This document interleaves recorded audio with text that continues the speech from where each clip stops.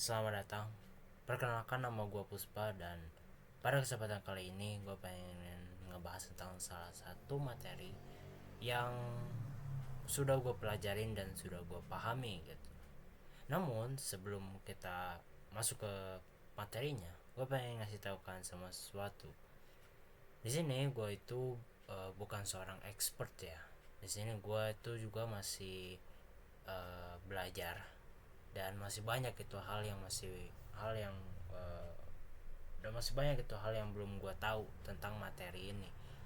Jadi ya gue di sini cuman, tapi ya walaupun begitu, gue di sini pengen coba nge-sharing dan memberikan pemahaman gue gitu tentang materi yang gue akan bahas sekarang, dan gue rangkum semuanya di dalam video ini. Gue juga nanti bakal bikin video-video lainnya yang berkaitan tentang materi yang bakal gue bahas sekarang, dan nanti gue bakal bikinin playlist untuk di channel gue untuk materi ini gitu. Jadi mungkin kan sekalian yang pengen belajar juga bisa lihat video-video gue.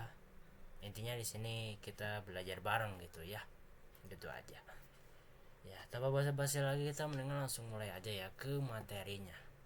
Oke, materi yang gue bakal bahas sekarang itu adalah tentang HTML.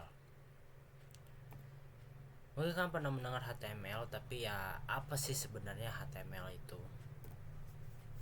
HTML atau Hypertext Markup Language adalah sebuah bahasa markup yang digunakan untuk membuat sebuah halaman website.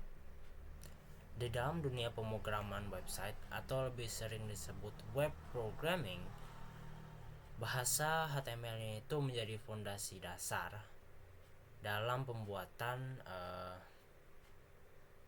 dalam proses pembuatan halaman website gitu. Intinya bahasa HTML itu dasar dari segalanya, dari segala pembuatan halaman website. Sebuah file HTML yang kita buat itu disimpan dengan ekstensi .html, dan bisa kita akses dengan menggunakan web browser seperti Google Chrome, Firefox, Opera, dan masih banyak lagi. Lalu dalam pembuatan web, kita tidak hanya memerlukan bahasa HTML saja gitu, bahasa pemrograman HTML saja. Kita juga pasti memerlukan bahasa pemrograman lain untuk bisa membuat website dinamis yang interaktif dan pastinya bagus gitu. Beberapa bahasa yang biasanya digunakan itu pastinya HTML untuk backendnya, lalu CSS itu untuk front endnya, lalu ada juga JavaScript. Biasanya itu JavaScript itu mungkin mirip kayak CSS tapi lebih kompleks, dan lalu PHP yang biasanya digunakan untuk database seperti itu. Nah, di sini mungkin kan tadi ngedenger gue bicara tentang web dinamis. Tapi apa sih sebenarnya web dinamis itu? Jadi, web itu dibagi menjadi dua, statis dan dinamis. Nah, web statis itu adalah jenis web yang isi kontennya itu tetap dan tidak akan berubah sesuai penggunanya. Contohnya seperti web profile company, yang mana memang biasanya web profile company itu isi dari webnya ya itu aja, gak akan berubah dan gak akan terupdate gitu. Walaupun bisa kita klik sana sini, tapi ya tetap isi dari webnya ya itu saja, gak akan berubah. Sedangkan web dinamis itu adalah kebalikan dari web statis, dimana web dinamis ini itu adalah jenis web yang isi kontennya tidak tetap atau akan selalu berubah sesuai dengan penggunanya.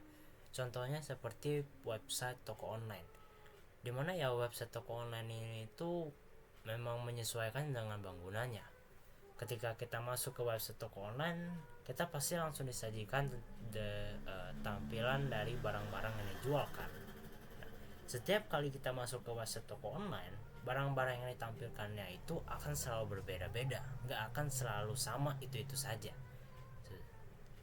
di website toko online juga kita bisa nyari barang yang kita inginkan sendiri kan, gitu.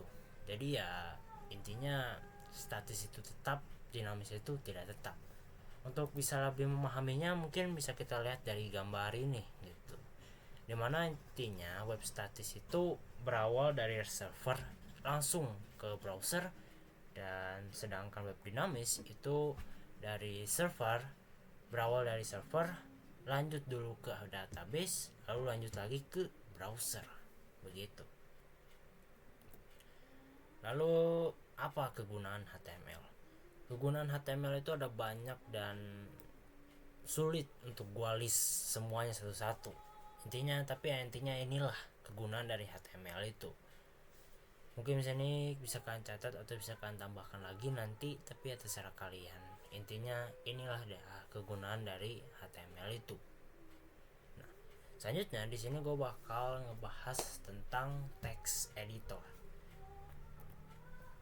Text editor ini adalah aplikasi yang digunakan untuk menulis sintaks atau kode program. Text editor sendiri ada banyak yang bisa digunakan untuk penulisan bahasa pemrograman HTML. Jadi ya bisa bilang text editor ini itu adalah tempat dimana program-program yang kita buat nanti, yang akan kita buat nanti gitu, dengan menggunakan HTML terutama. Nah, ini adalah beberapa text editor yang gue tahu dan sering dan banyak di sekitar gue yang pakai gitu, seperti contohnya Sublime Text, Notepad++, dan juga Visual Studio Code. Sebenarnya masih ada banyak lagi, tapi seperti yang gue bilang, ini yang gue tahu, ini text editor yang gue tahu dan sering dan banyak yang di sekitar gue pakai text editor ini gitu. Tapi kalau untuk gue pribadi, gue lebih sering menggunakan Visual Studio Code karena ya sejak awal gue belajar tentang bahasa pemrograman HTML ini, gue memang langsung dituju atau sebilang ya langsung belajar dengan menggunakan Visual Studio Code gitu. Jadi ya untuk text editor lain gue masih belum terlalu paham ya, tapi ya intinya ketiga-tiganya yang gue tahu ini itu semuanya sama, bisa digunakan untuk membuat program dengan bahasa HTML gitu. Dan ya mungkin kira-kira segitu kali ya yang bisa gue bahas.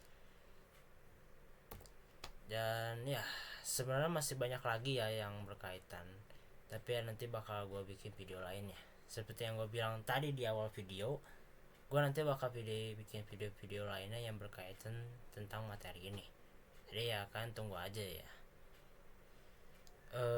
Gue juga sini pengen cobain. Terima kasih buat kalian semua yang telah nonton video kali ini. Dan ya, sekian dari saya dan terima kasih. Sampai jumpa.